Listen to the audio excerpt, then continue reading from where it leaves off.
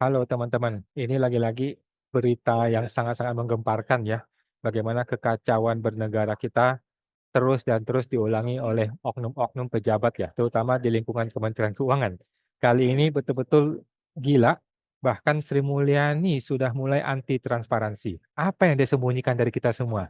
Mari kita lihat teman-teman ya, share dari berita yang gue dengar. Gue tidak nonton acaranya sih, tapi gue dapat beritanya ya. Diawali mengenai bahasan Korteks, lagi-lagi Korteks ya. Rapat Sri Mulyani dengan DPD tiba-tiba jadi tertutup. Ini hari ini nih 18 Februari ya dari CNBC Indonesia. Luar biasa ya Ibu Sri Mulyani saat menghadiri rapat kerja dengan DPR. Kemarin Sri Mulyani itu rapat dengan DPR membahas anggaran, membahas uang, uang dan uang. Dia tidak tertutup. Tidak ada yang ditutup-tutupi, teman-teman ya. Tetapi hari ini bahas mengenai Korteks, dia tutup-tutupi. Kenapa ditutupi? Apa yang disembunyikan dari kita semua? Apa yang dia tidak mau rakyat ketahui? Padahal makanan dia, makan siang dia, minuman dia, baju dia di situ, kacamata dia di situ, semuanya pakai uang rakyat, pakai uang kita semua. Pertanyaannya apa yang disembunyikan? Silakan teman-teman komentar teman-teman ya. Kita baca dulu. Rapat kerja antara Menkeu Sri Mulyani Indrawati dengan Komite 4 DPD RI tiba-tiba tertutup. Gila. Keputusan ini begitu mendadak padahal sebelumnya rapat berlangsung terbuka. Mulanya raker antara para senator dengan Menteri Keuangan Sri Mulyani itu dinyatakan terbuka oleh Ahmad Nawardi. Oke. Kami buka dan dinyatakan terbuka untuk umum. Lah, ini udah kayak hakim-hakim oknum di pengadilan pajak nih. Awalnya dia bilang terbuka untuk umum, tiba-tiba dia tutup ya. Ini sama seperti kayak oknum hakim di pengadilan pajak ya. Oke. Bapak Nawardi. Namun setelah ia menyampaikan paparan rapat terbuka, pembuka terkait potensi merosotnya penerimaan negara hingga belanja kementerian lembaga yang terkena efisiensi, rapat itu seketika tertutup. Gila. Memang bangke ini orang-orang ini ya. Ini negara Konoha, teman-teman ya. Kalau Indonesia mah nggak begitu ya. Saat menyampaikan pemaparan pembuka rapat, Nawardi sempat menyinggung masalah sistem Cortex yang terus muncul sejak diluncurkan pertama kali ke publik oleh DJP 1 Januari. Gila, mulai-mulai ya. Udah mulai panas. Akibat permasalahan Cortex itu, Nawardi mengaku mendapatkan informasi bahwa DJP bisa mengumpulkan 20 juta faktur pajak pada Januari dari sebelumnya pada periode itu 60 juta faktur pajak ya pada periode yang sama. Gila.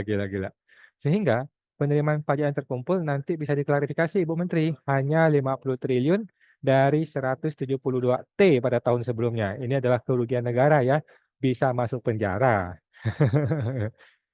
Permasalahan itu dianggap membuat penerimaan negara akan bermasalah pada awal tahun, membuat kas negara berpotensi terganggu. Bukan potensi terganggu ya, sudah terganggu, teman-teman ya. Bukan potensi terganggu ya. Ini masih masih baik loh bahasa dia loh. Sudah terganggu, teman-teman ya, dan sudah terjadi di mana-mana kekacauan bernegara, kekacauan mengenai keuangan negara sudah terjadi di mana-mana. Tentu ini membuat penerimaan negara, keuangan negara agak goyang, dan KL di awal tahun enggak punya dana menjalankan program yang sudah dirancang setelah 2 bulan ini. Seperti tahun-tahun sebelumnya, sumber anggaran negara tentu berasal dari sisa anggaran 2024 yaitu 45 triliun. Ia juga pada kesempatan itu menyebut kehadiran Danantara yang akan diresmikan Pak Bos nih, Pak Prabowo dalam waktu dekat akan membuat kondisi penerimaan negara lebih bermasalah lagi. Gila, hebat juga nih orangnya. Sebab setoran dividen dari BUMN kelolaan Danantara yang selama ini masuk ke negara ya melalui pos PNBP, kekayaan negara yang dipisahkan atau KND, harus lebih dahulu dikelola oleh badan tersebut. Nah lo, mateng. Setoran dividen 65 BUMN ke negara yang ditarget 90 triliun pada 2025 ya, dari sebelumnya 85,5, dari 10.400 triliun aset yang mereka kelola. Jumlah ini akan masuk ke kas BPI Danantara dan dikelola menjadi investasi. Dividen BUMN ini akan dikembangkan terus-menerus. Status Danantara inilah yang membuat perusahaan BUMN yang dikelola Danantara bukan lagi kekayaan negara, Bos.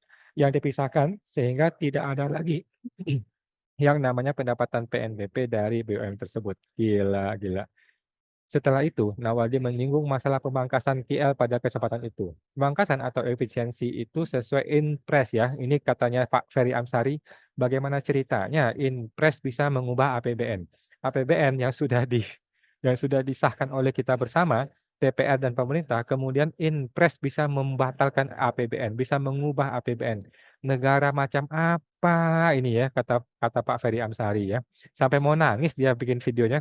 Gue sampai terharu dengan Pak Ferry Amsari itu ya, seorang akademisi mau nangis mencari logika untuk membenarkan bagaimana bisa kekacauan ini begitu terjadi. Tapi oke lah, nanti kita bikin video khusus untuk Pak Ferry Amsari.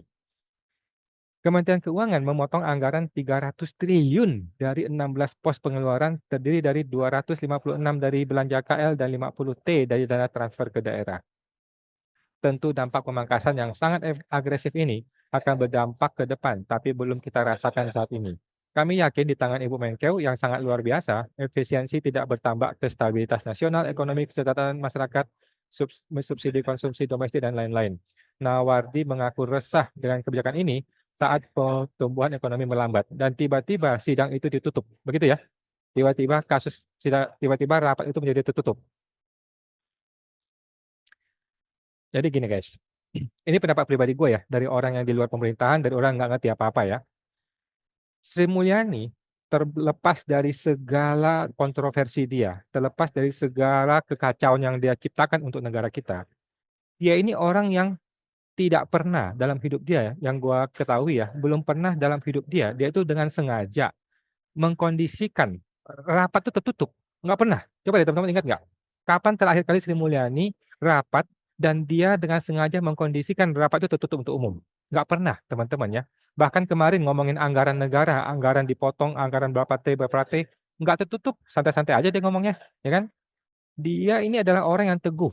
Sri Mulyani itu walaupun dia perempuan ya, tapi dia teguh, dia kuat, dia berani untuk transparan, dia berani untuk melawan argumen publik, walaupun itu tidak menyenangkan gitu ya. Tapi kali ini berbeda bos. Hari ini Sri Mulyani berubah. Kali ini rapatnya bisa tertutup dengan sengaja loh ini ya, dengan sengaja dan dikondisikan. Oke. Jadi kalau begini ceritanya, cuma ada dua kemungkinan dong. Cuma ada dua kemungkinan apa yang terjadi. Kemungkinan pertama, Sri Mulyani sedang berada dalam tekanan. Dia berada di bawah tekanan, under pressure. Oleh siapa? Nggak tahu kita ya. Kita tidak tahu ya. Dia tidak sanggup mengendalikan situasi. Sehingga terpaksalah dia mengikuti kekuatan super dari makhluk luar angkasa entah di mana gitu ya. Untuk mengendalikan rapat ini menjadi tertutup. Oke, itu kemungkinan pertama. Kemungkinan kedua, yang bangsat Sri Mulyani. Gitu ya. Kemungkinan kedua nih, yang bangsat dia, Sri Mulyani. Dialah yang melakukan tekanan. Dialah yang sedang pusing, lagi repot, tidak mau transparan, tidak mau terbuka, karena ada hal besar yang ingin dia sembunyikan dari kita semua, dari rakyat kita semua ya. Nah, sebenarnya kan rapat tertutup itu kan sebenarnya merugikan DPD. Jadi DPD kan yang mengundang, dia yang bikin rapat. Kemudian rapat itu tertutup. Pastilah rakyat akan menyalahkan DPD. Kan lu tuan rumahnya, kenapa lu bisa rapat tertutup gitu kan? Jadi ini tidak menyenangkan bagi DPD sebenarnya. Jadi seolah-olah DPD ini terlibat dengan mafia pajak gitu loh. Nah, kalau Sri Mulyani dibilang mafia pajak itu udah hal biasa, ya kan? Tetapi kan DPD kali ini jadi ikut-ikutan, jadi dibilang mafia pajak gitu loh. Nah, jadi ada dua kemungkinan teman-teman ya. Kemungkinan pertama, Sri Mulyani ditekan oleh oknum. Kemungkinan kedua, si oknum itu sendiri Sri Mulyani yang menekan DPD. Silakan teman-teman komentari di video ini, kira-kira siapa oknumnya? Kira-kira siapa penjahatnya? Kira-kira siapa orang bangsatnya di dalam pengelolaan keuangan negara ini teman-teman ya? Bagaimana bisa rapat yang pakai uang kita, pakai keringat kita untuk bayar pajak, rapat itu harus tertutup dan kita tidak boleh lihat. Oke? Jadi pertanyaan berikutnya adalah apa hal yang sangat-sangat penting, yang sangat-sangat genting yang disembunyikan oleh oknum-oknum ini? Apa teman-teman ya? Yang mereka tidak ingin kita ketahui, yang mereka tidak ingin kita melihat, tidak ingin kita mendengar.